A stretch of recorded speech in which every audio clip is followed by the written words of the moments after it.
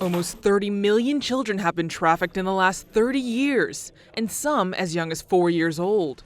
6 years ago, director Alejandro Monteverde saw a news report on the growing child trafficking industry that changed his life. Right there, the subject really took and shook my soul, and I knew I had to do something about it. And all I know how to do is tell stories.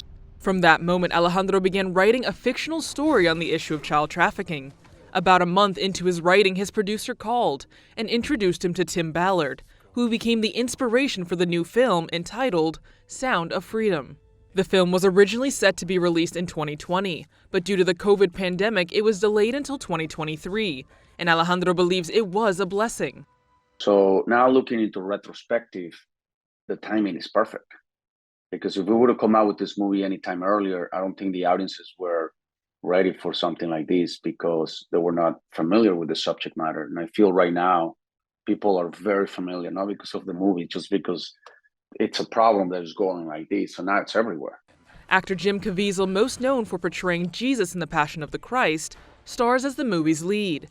The movie, which premieres on July 4th, brings one man's story and the issue of child trafficking to light.